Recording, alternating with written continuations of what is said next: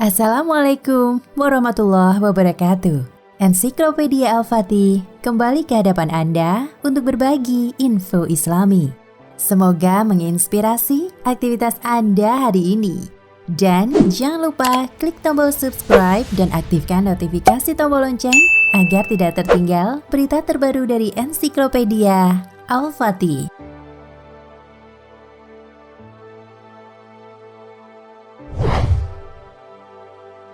Belumkah datang kepada mereka berita penting tentang orang-orang yang sebelum mereka, yaitu kaum Nuh, Ad, Samud, kaum Ibrahim, penduduk Madian dan penduduk negeri-negeri yang telah musnah. Telah datang kepada mereka rasul-rasul yang membawa keterangan yang nyata. Maka Allah tidaklah sekali-kali menganiaya mereka, akan tetapi merekalah yang menganiaya diri mereka sendiri. Quran Surat At-Taubah ayat 70. Pesan suci ini disampaikan oleh Allah Subhanahu wa Ta'ala untuk umat manusia melalui rasul-rasulnya sebagai peringatan agar mereka mau mengimani dan meyakini ajaran Allah Subhanahu wa Ta'ala. Sayangnya banyak umat yang mengingkari kebenaran ajaran Allah yang disampaikan melalui rasul-rasulnya. Tak hanya mengingkari, mereka juga berusaha untuk melakukan perbuatan keji kepada rasul yang diutus tersebut. Misalnya menuduh gila, pembohong, tukang sihir, orang sakit, bahkan ada yang diancam untuk dibunuh. Padahal semua hal yang disampaikan oleh Rasul kepada kaumnya bertujuan agar mereka patuh kepada Allah, sehingga terhindar dari segala bencana yang dijanjikan.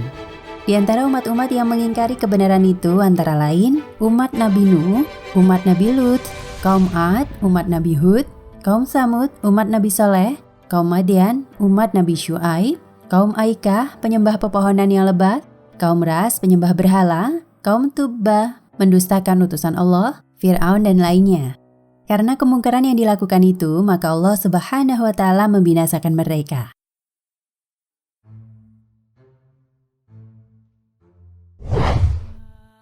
Ashab Ar-Ras. Salah satu kaum atau umat yang dibinasakan itu adalah Ashab Ar-Ras, yaitu suatu kaum penyembah patung berhala. Kami binasakan kaum Ad, Samud, serta penduduk Ras, dan banyak lagi generasi-generasi di antara kaum-kaum tersebut. Quran Surat Al-Furqan ayat 38. Sebelum mereka telah mendustakan pula kaum Nuh, penduduk Ras dan Samud. Quran Surat Qaf ayat 12. Siapakah sesungguhnya kaum Ras tersebut? Menurut bahasa, kata Eras berarti sumur yang dilingkari bebatuan. Mengenai hal ini ada yang berpendapat sebuah sumur tertentu yang menjadi milik kabilah Samud, sehingga mereka dikenal dengan sebutan Ashab Ar-Ras. Ada pula yang menyebutkan mereka pernah melemparkan seorang nabi yang diutus Allah Subhanahu wa Ta'ala ke dalam sumur Ras. Sementara itu Al-Bukhari dalam kitab Al-Mujam sebagaimana dikutip Sami bin Abdullah Al-Maghluz dalam bukunya Atlas Sejarah Nabi dan Rasul menyatakan Ar-Ras dengan baris fathah pada awalnya dan kemudian tasdid pada huruf shin memiliki makna al-bir atau sumur. Selain itu ia juga bisa bermakna al-maf'dan, bahan tambang dan mendamaikan di antara kaum. Sedangkan kata Abu Mansur, Abu Ishaq berkata, Ar-Ras yang dimaksud dalam Al-Quran itu adalah suatu kaum yang mendustakan nabi mereka dan membenamkannya ke dalam sumur. Menurut sebagian lainnya, Ar-Ras adalah sebuah daerah di Yamamah yang bernama Falaj. Syauqi Abu Khalil dalam bukunya Atlas Al-Quran menyatakan, sebagian ahli tafsir menyebutkan Ashab Ar-Ras adalah Ashab Al-Ukhdud atau penggali parit.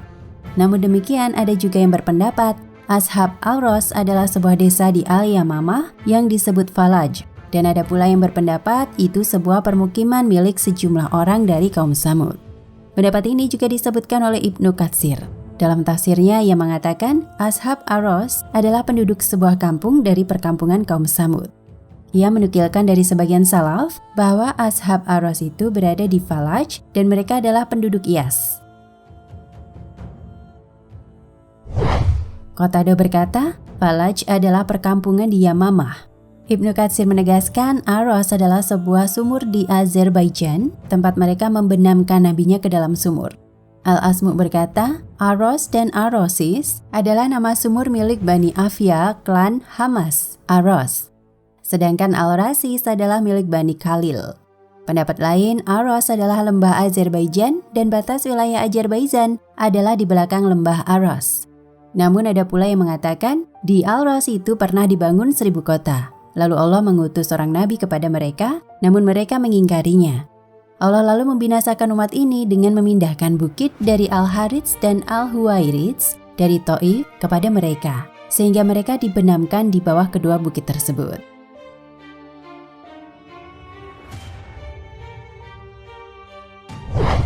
Umat Nabi Syu'aib. Dalam Al-Quran terjemahan Departemen Agama Republik Indonesia, kata eras adalah telaga yang sudah kering airnya. Kemudian dijadikan nama suatu kaum, yaitu kaum Ros. Mereka menyembah patung, lalu Allah mengutus Nabi Syu'aib alaihi salam kepada mereka. Sementara itu dalam tafsir Al-Muntakhab dijelaskan, Aros seperti disebutkan dalam Al-Mufradat, karya Ar-Raghib Al-Ashfahan berarti lembah. Al-Ashfahan berdalil dengan sepenggal bait syair. Wahunna al-wad al-ros ka'ayat li al-fam. Penduduk Aros yang disebutkan pada ayat di atas adalah kaum yang selalu menyembah patung. Kemudian Allah Subhanahu wa Ta'ala mengutus utusan kepada mereka, yaitu Nabi Syu'aib. Dalam Al-Quran, kaum Syu'aib terkadang disebut sebagai kaum Madian. Namun ada pula yang disebut dengan penduduk Aika, yang berarti tempat yang dipenuhi pepohonan yang rindang. Terkadang disebut juga dengan penduduk Aros, yaitu sebuah lembah yang banyak mengandung kebaikan. Hal itu menunjukkan banyaknya nikmat Allah yang diberikan kepada mereka, tetapi mereka mengingkarinya dan menyembah patung. Ibnu Juraij dalam tafsir Ibnu Katsir berkata dari Ibnu Abbas bahwa penduduk Ros yang dimaksud dalam surat Al-Furqan ayat 38 dan surat Qaf ayat 12 adalah penduduk salah satu kampung di Samud. Ibnu Jarir memilih bahwa yang dimaksud dengan penduduk Ros adalah Ashabul Ukhdud yang diceritakan dalam surat Al-Buruj. Menurut Abu Nizam dalam buku Pintar Al-Quran, Ros adalah sebuah telaga yang airnya sudah kering. Kemudian dijadikan nama suatu kaum, yaitu kaum Ros. Mereka menyembah patung, lalu Allah mengutus Nabi Syu'aib alaihi salam kepada mereka.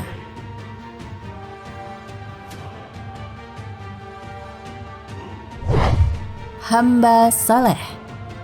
Yang lain berpendapat bahwa nabi atau utusan yang dikirim kepada mereka hanyalah seorang hamba yang saleh.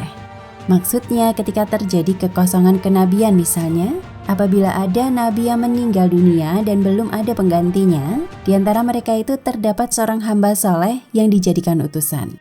Masa kekosongan itu disebut dengan masa fatroh, yaitu suatu masa di mana di dunia tidak memiliki seorang nabi atau rasul yang diangkat oleh Allah. Berkenaan dengan kisah penduduk Ashab Al-Ros ini, ada yang berpendapat utusan itu adalah seorang hamba soleh.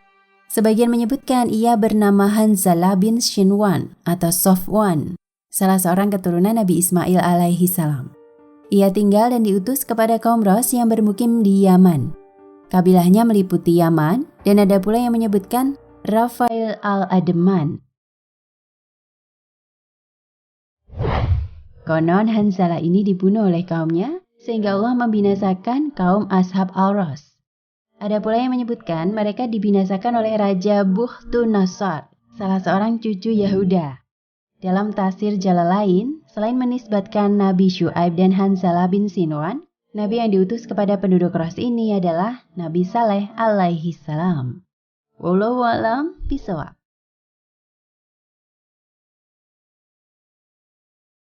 Nah, pemirsa Ensiklopedia Al-Fatih, sampai di sini perjumpaan kita kali ini. Semoga menginspirasi.